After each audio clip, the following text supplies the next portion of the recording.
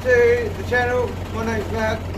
Today we're going to be putting on a post-harvest nutrient spray, which is going to be in the form of bud builder. I'm also going to add a little bit of sulphur because we've had some powdery issues late in the season. The first things first, before I start mixing, I'm going to get on the appropriate safety equipment.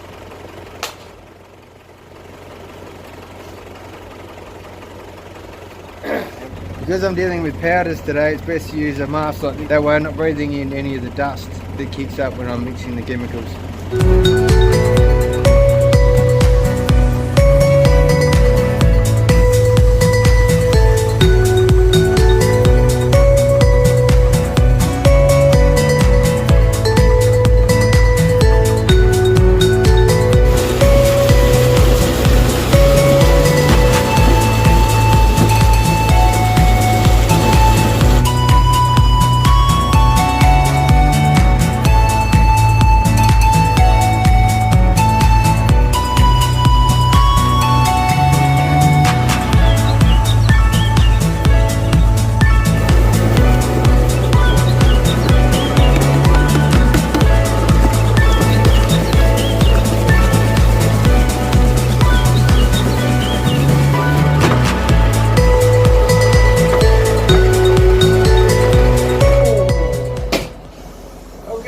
Tank mixed.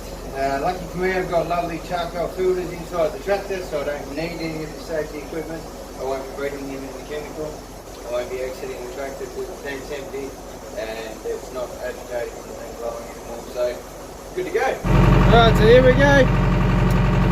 Time to go and empty this tank. Okie doke, let's go and get it. Woo! What's really important to remember when you're putting on any spray is to make sure that you start the spray before you enter the row, otherwise you miss those first lines and they're not getting the proper dose they're meant to get. So start the tractor a couple of metres back from the start of the row, turn it on full noise, you know, keep your travel speed set right even before you go into the row. I know whereabouts it's got to be, so I'll turn the tractor up, the RPM's up, and I'll turn the spray unit on before I even enter the row. And I'll make sure that it's spraying out both sides, and as I enter the row it'll hit. Also, something to keep in mind with this particular type of spray unit, this Hardy spray unit, 600 litre air blast sprayer, is that when you flick on the other side, it will drop in pressure slightly. So we had some powdery issues early on in the season. So what I've decided to do is to keep both sides on as I enter, even though one row doesn't start until, you know, 4 or 5 metres in, to avoid that drop in pressure, because I think that drop in pressure, as well as some suckers that were left, contributed to the fact that we had powder through the season, and it was mainly at those end panels about where that pressure started to differentiate, or where I had to flick on one side and it lost pressure in the whole system. Yeah, here we go, about to do it now.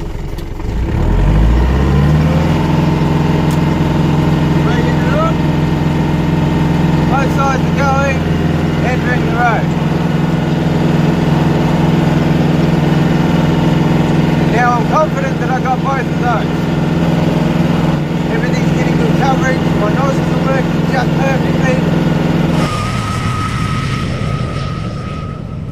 The tractor was a little bit too loud in this particular clip to make out what I was saying, so I will narrate instead.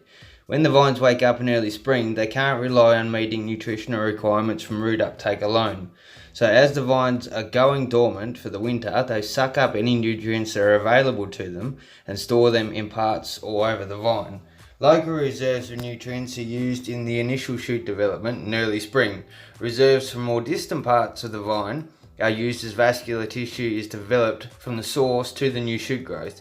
Transport of reserves are at maximum at the 8 to 10 leaf development stage. It then begins to decline as the canopy of the vine is able to produce enough carbohydrates to meet the vine's nutritional demands. Spraying the bud builder as well as delivering nitrogen in the form of Easy N through the irrigation system creates an abundance of nutrition for the vine to take up and store.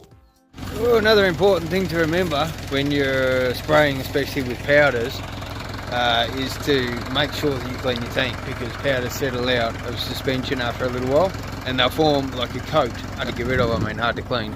So it's important to clean your tank out and make sure no powder is going to fall out of suspension and settle in the tank, because it's hard to clean. I've completely finished that spray, so now all I have to do is wash the tank out. I'll clean up my chemical area, and yeah, all's good. Now this is where the chemical bit that I installed comes in useful. That allows the tiny bit of chemical that's left in the tank.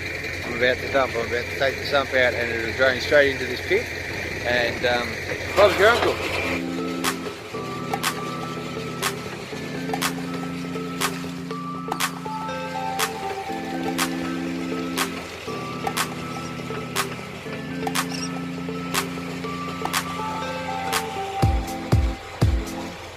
Don't have to worry about any runoff escaping to anywhere where it shouldn't be.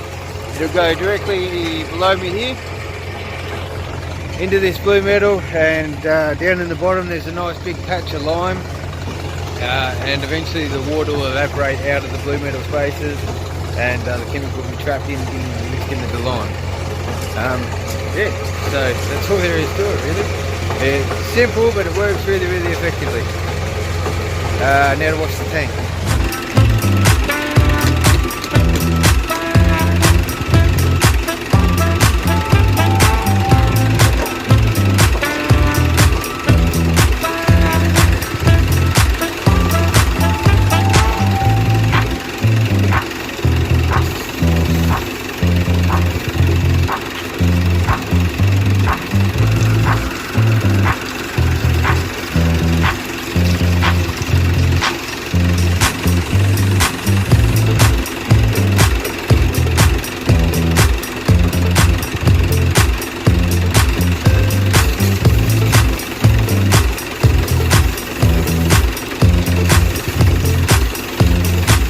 Okay, so now what I've done is I've flushed all the powder straight through the tank, the sump plug's still out, I've washed and rinsed the filter,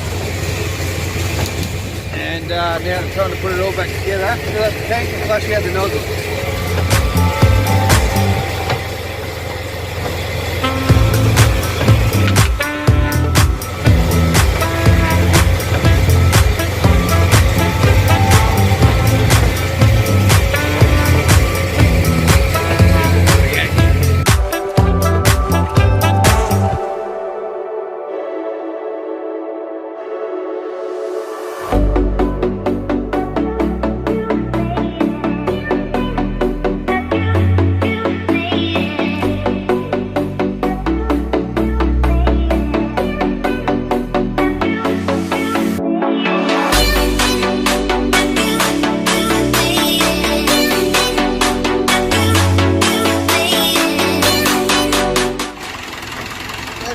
Clean water rinse, and leave some water, drain it one more time, leave some water in the tank, just to keep the lines with a bit of moisture in them.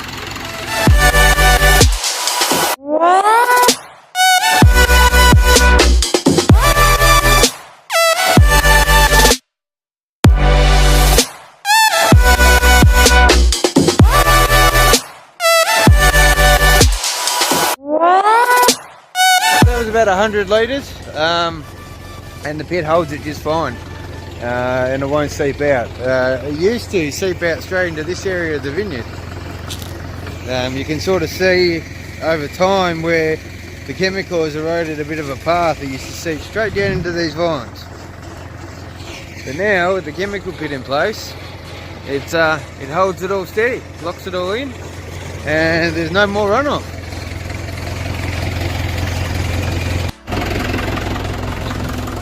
Okay, so I'll put it all back together. Now I'm just going to put some water in the tank and leave about 100 litres or so in there.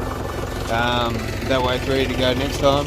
I'll probably put on another spray Monday. It's Friday today. Come back on Monday, put on the final nutrient spray on the sub-long, and I'll be done. Tank's all been cleaned, filter's clean, no powder left in the bottom of the tank, which is exactly what we want. Now we just put some water in there.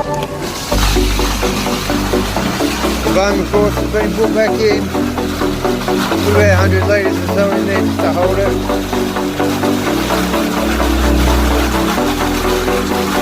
Maybe 200 litres, just about with that pump in. There we go. Shut the water off.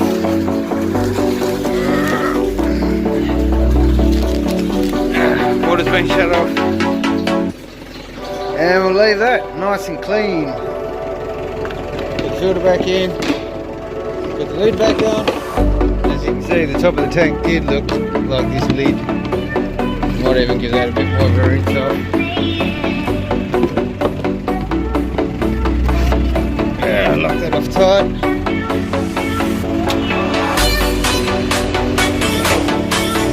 Rinse this lid off.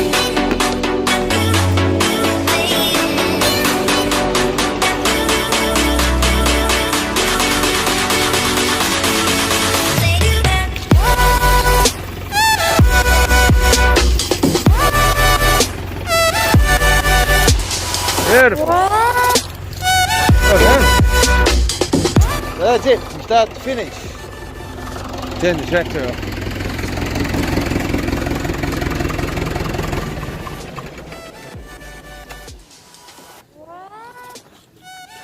Pack up time. The thing to remember when it comes to spraying is keeping records and accurate records. What chemicals you're using, what the weather condition was like, where you were, what time you started, all those kind of things. That way if any legal repercussions were to happen, a neighbour was to complain about suddenly his crop died and he happened to notice that you were spraying around that time, you can refer back to your spray records. It's illegal not to keep them in the state, so you have to keep spray records. Which is what I'm about to do now. I always keep a sheet, fill out what area I was spraying, how long it took, what time it started, the property, all that kind of thing.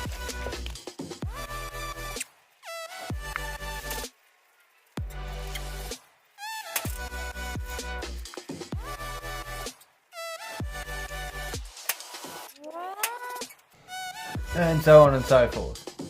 And over the back it's got a checklist for the personal protective equipment that I wore, and a space for any other notes, what rows I sprayed, where I'm up to, what nutritional value the fertilizer spray had, and so on and so forth.